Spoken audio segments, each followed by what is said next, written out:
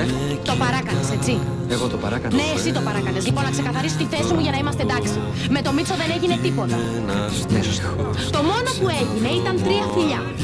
Ένα στο μέτωπο, ένα στο μάγουλο και ένα στο στόμα. Και ένα στο λαιμό, 4. Ναι, και ένα στο λαιμό 4. Είχαμε πιει 3 μπουκάλια κρασί γιατί ήμασταν χάλια. Και γιατί ήσασταν χάλια? Γιατί κλαίγαμε τη μοίρα μας που δεν είχες δώσει σημείο ζωής. Μάλιστα. Και εκεί σταματήσαμε. Τον έδιωξα και έμεινα στην αποθήκη μόνη μου μέχρι το πρωί. Ναι, μάλιστα.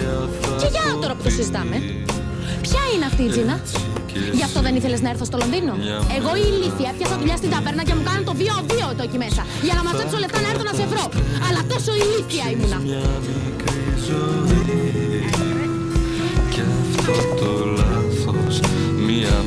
Περπάτησα και σκέφτηκα. Όλη η ζωή, οι μέρες που περνάς, τα σύννεφα κοιτάς κι ο χρόνος. Ο Μίτσος μου ορκίστηκε ότι δεν έγινε τίποτα.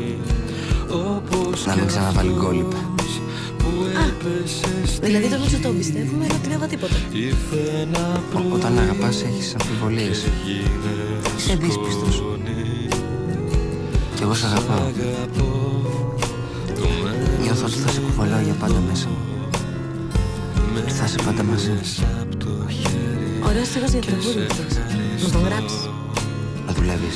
Όχι. Και η Τζίνα? Και αυτή μέσα σου. Όχι, γιατί πολύ συνοστισμός έπεσε, ρε παιδί μου. Η Τζίνα είναι το κορίτσι ενός φίλου μου από την Αγγλία, μουσουλμάνου. Θέλουν να παντρευτούν τα παιδιά, αλλά δεν τους αφήνει ο πατέρας του. Εκτός αν γίνει μουσουλμάνα. Και γιατί δεν γίνεται, ποιο είναι το πρόβλημα? Γιατί είναι κόρη πάστορα. Ναι. Μάλιστα.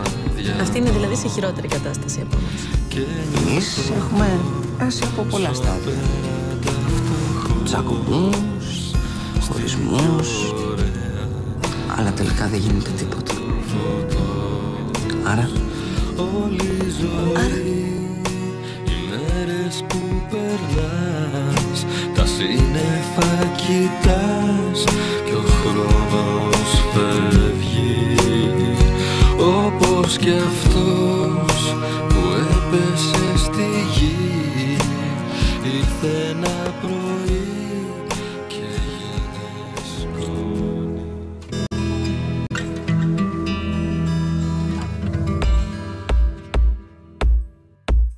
Στη ζωή δεν θα χαθώ ξανά, πάντοτε θα σε έχω συντροφιά. Όσο ο ήλιος με ζεσταίνει θα γυρνώ και στα μάτια σου θα βρίσκω ένα κόσμο από αγάπη.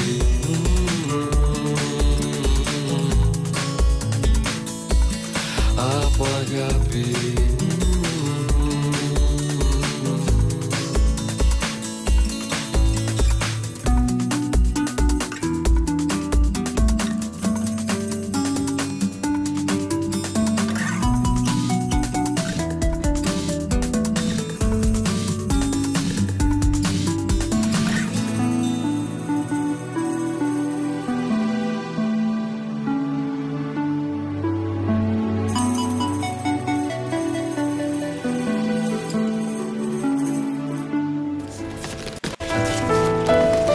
Και τελικά το παιδί ήταν του Αμπτούλ. Κρίμα που δεν ήσουν στο σαλονάκι να τον γνωρίσεις. Καλά, μιλάμε, καταπληκτικό παιδί στην Αγγλία. Τι παρέα κάναμε μαζί, τι πλάκες. Όχι, μωρέ Μάρκο, με έβγαλες έξω το κρύο για να μου μιλήσεις για τον Αμπτούλ. Όχι, σε έβγαλα για να σου ζητήσω συγγνώμη που σου έβαλα πριν τις φωνές. Είχα θολώσει, δεν ήξερα τι έκανα.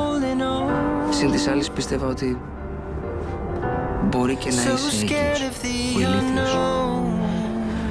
Το πρόβλημα με εσάς τους μαυροτσουκαλαίους είναι ότι πέρα από ότι δεν εμπιστεύεστε ποτέ κανέναν, δεν εννοείται να καταλάβετε ότι τα παιδιά δεν πιάνονται με τον κρίνο.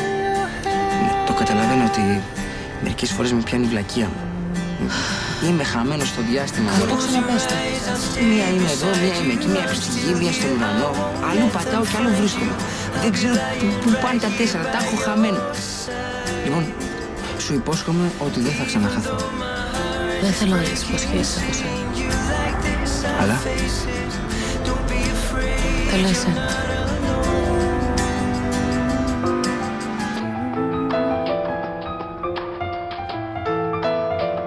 Πάρα πολλές φορές οι άνθρωποι που μιλάνε την ίδια γλώσσα και αγαπιούνται πάρα πολύ δεν καταλαβαίνουν ο ένας τον άλλο.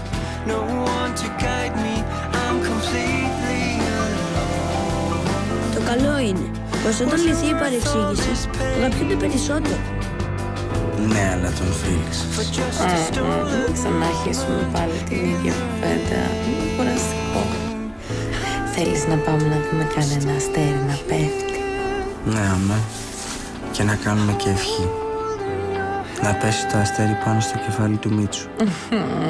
Γίνεσαι κακός. Ο Μίτσος είναι φίλος σου και σε αγαπάει. Αγαπάει. Αλλά και εγώ τώρα τι να κάνω? Έχω κάνει εικόνες στο μυαλό μου και πρέπει να τις ξεπεράσω γιατί ζηλεύω. Και εγώ πρέπει να ξεπεράσω το σοκ με την Τζίνα. Ναι, αλλά με την Τζίνα ήταν μια παρεξήγηση. Αλλά τα φιλιά ήταν αληθινά.